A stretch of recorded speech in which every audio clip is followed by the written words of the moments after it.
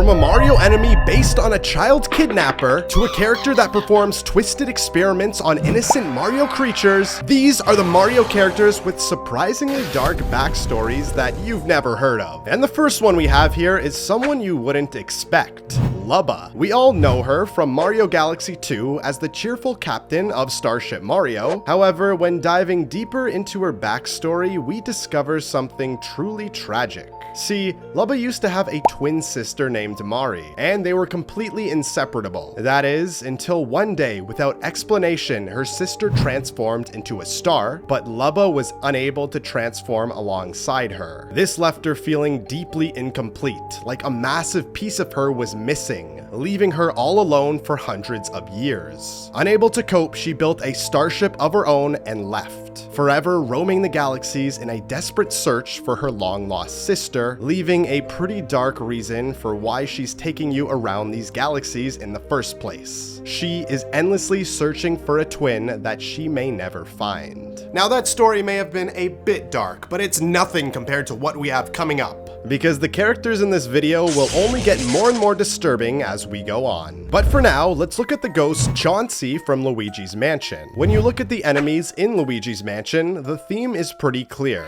They are angry, territorial tricksters trying to claim the mansion as their own. But there is one portrait ghost that completely breaks this mold and introduces a really disturbing mystery. Enter Chauncey, the very first boss ghost Luigi ever crossed paths with. Why is an infant so tormented and traumatized that he would violently attack Luigi, tearing apart his own bedroom just to eliminate him? This ghost is a baby. He was robbed of his life and doesn't even know why he's attacking. The more I look into Chauncey's backstory, the worse I feel for him. It begs a really dark question. What exactly happened in that mansion for someone to die so young and hold onto so much rage? Being a ghost at such a young age is terrifying, but it's nothing compared to having your humanity taken away from you. Such is the case of Dupas from Paper Mario: The Thousand-Year Door. Dupas is the main villain of Chapter 4 of this game, appearing within the creepy steeple of Twilight Town. And throughout the whole chapter, Dupas is making Mario's life way harder. He pretends to be Mario to do horrible things to the people of Twilight Town. And if that was not enough, he even turns them into pigs whenever the bell tolls. However, that is still not the creepiest part of this character, because according to Dupas's name in other languages, he might be doing something even worse within Twilight Town. In basically any language besides English, Dupas is called Rumpel. This name is based on a German folklore character called Rumpelstiltskin, who is a small magical imp that tries to purchase children from expecting mothers. Luckily for these expecting mothers, Rumpelstiltskin has one major weakness. If you can guess his name, the contract to purchase the child is cancelled.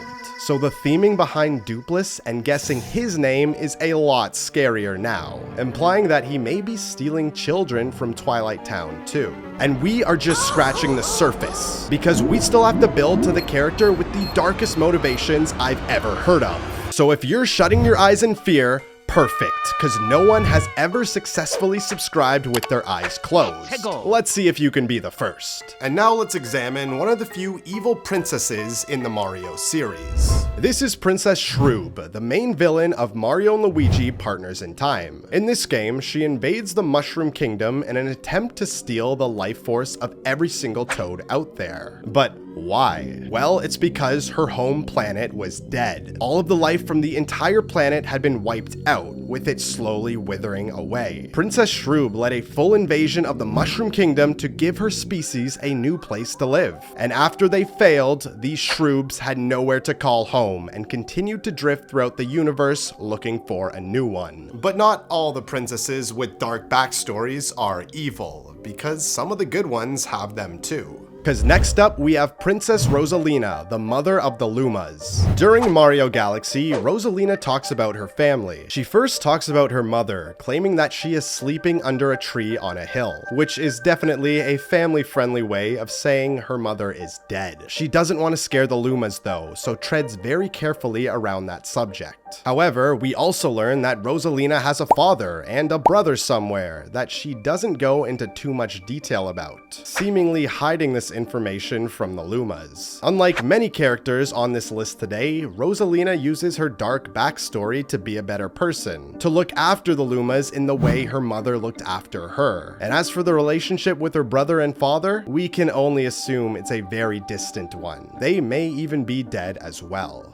Within the Mushroom Kingdom, there are several species that always seem to turn up, like Goombas, Cheep Cheeps, and Shy Guys. But the Electro Koopas are easily the most tragic members of the Koopa species. Usually, Koopas just naturally develop to fit their roles. The strong ones become Hammer Bros, the agile ones become Paratroopas, and the rest stay as regular Koopa Troopas. But the Electro Koopas found wandering around Peanut Park are a completely different story. These aren't natural evolution. These are scientifically modified Koopas who've had their bodies physically altered to become electrically charged weapons. It begs a really dark question: what specific group of Koopas is considered so low on the hierarchy that they are used as test subjects for twisted science experiments? I mean, their shells are so dangerous to themselves that if just a bit of water is splashed on them, then they'll die. Well, one thing is for sure, they definitely didn't deserve this fate. Having a scientific experiment forced onto you is kinda disturbing. It almost makes me feel bad for those Koopas. However, I definitely do not feel bad for Fawful. He's one of the major villains found within Mario & Luigi Bowser's Inside Story. Fawful first appeared in Mario & Luigi Superstar Saga, before reappearing in Partners in Time, and of course Bowser's Inside Story, where he really got his chance to shine amongst the other Mario villains. Fawful is a real pain in the neck within these games, and does just about anything to destroy Mario. Whether this be transforming Bowser's castle into Fawful's theater, or stealing Peach's power and forcing it into the Dark Star. Fawful is a really evil dude, and his final plan in Bowser's Inside Story is super dark. Fawful will explode himself while still inside of Bowser in an attempt to take down the Mario Bros. Fawful had tried time and time again to take down Mario, and in the end his hatred for Mario and Luigi forced him to take his own life in an attempt to finish off the brothers once and for all. Pretty dark stuff. But this next one may even be darker than that, as we have to look at a mad scientist. A scientist known as Professor E. Gadd. In the game Luigi's Mansion 3, E. Gadd gives Luigi his experiment called Gooigi, a green gooey clone of Luigi. But how did E. Gadd even create Gooigi? Well, luckily we have E. Gadd's research journal to help us with this curiosity. But upon further research, you discover the truth. E. Gadd is a psychopath. Gooigi was an accidental creation brought to life by E. Gadd by accidentally spilling his drink into some ghost energy. And what did E. Gadd do with this newly discovered sentient creature? He tortured and ran experiments on it, blasting it with fire, water, anything just to see what would happen. Eventually, he combined this gooey creature with Luigi's own DNA to create Gooigi. But the experiments didn't stop here. He would trap it in cages, crush it with hammers, and control its body with a remote control, completely taking away all free will the creature had left. Then he did the unspeakable. He ran an experiment to transfer his consciousness to Gooigi, so that he could possess it entirely and take full control of it. E. Gadd had succeeded in this experiment, and now Gooigi is forever a servant to the will of a mad scientist. And if that sounds to you like a horrifying fate, then just wait until you hear the fate of this next creature we're looking at. It's this cute little fluff ball found in Yoshi's story called Cloud and Candy. He's the final boss at the end of the cloud cruising level within the game. Now, we don't really talk about Yoshi's story that much on the channel, but this character's backstory was so dark that I just had to mention it here. You're probably looking at this character and thinking, this guy is way too cute for Yoshi to defeat. Surely we are wrong and this is one of the good guys. Well, unfortunately, that is far from the truth. Cloud and Candy will attack Yoshi to the point that even touching her is dangerous. In order to defeat Cloud and Candy, Yoshi will slowly eat away at the parts of her body, causing her to shrink and get smaller, before eventually Yoshi takes one final bite and eats Cloud and Candy alive. She is the only boss in the entire game to be eaten by Yoshi, which is a pretty gruesome fate.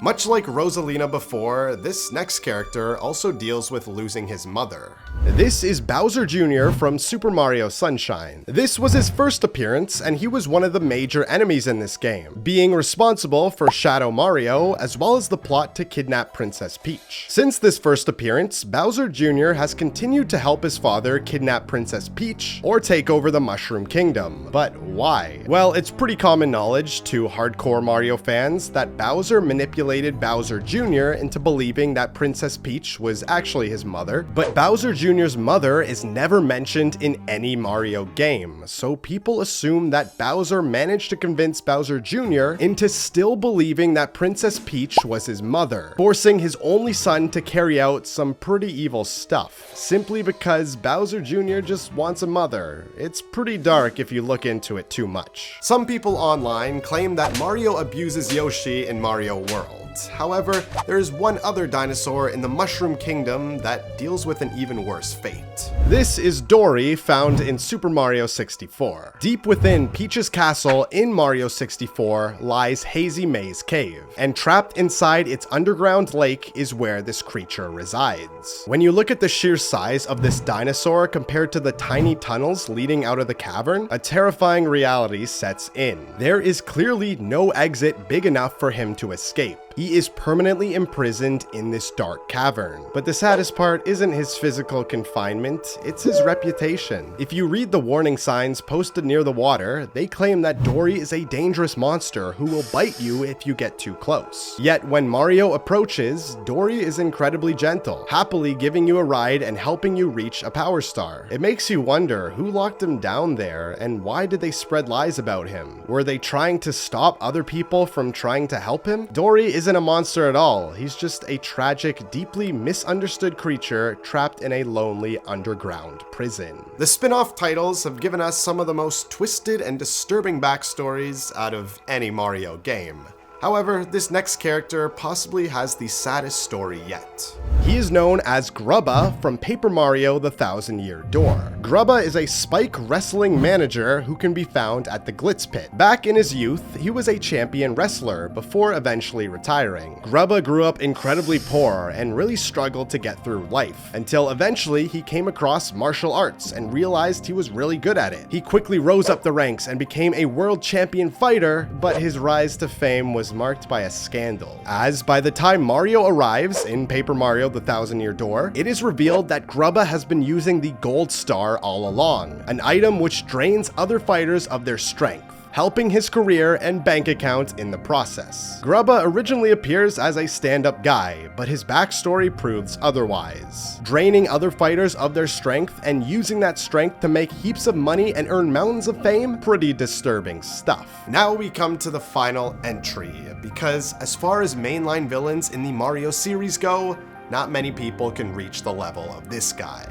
He is King Olly from Paper Mario: The Origami King. King Olly is the main villain of this game and also goes by his title, Origami King. That's the name of the game after all. He is the leader and creator of the Folded Soldiers, one of the biggest military threats Mario has ever faced. King Olly is able to transform flat paper folk into origami or folded soldiers, and even does this to minions of Bowser's and even Princess Peach. King Olly has two goals. The first is to take over the Mushroom Kingdom and turn it into an origami kingdom, which is already really dark. However, his second goal is way worse. He wants to eradicate every single toad. There aren't many Mario games where toads are the intended targets of these villains, and yet this game takes it to a huge genocidal level. But why does he want to do this? Well, King Olly was actually created by a toad known as the Origami Craftsman. However, this toad decided to take advantage of King Olly and write a wish on his stomach.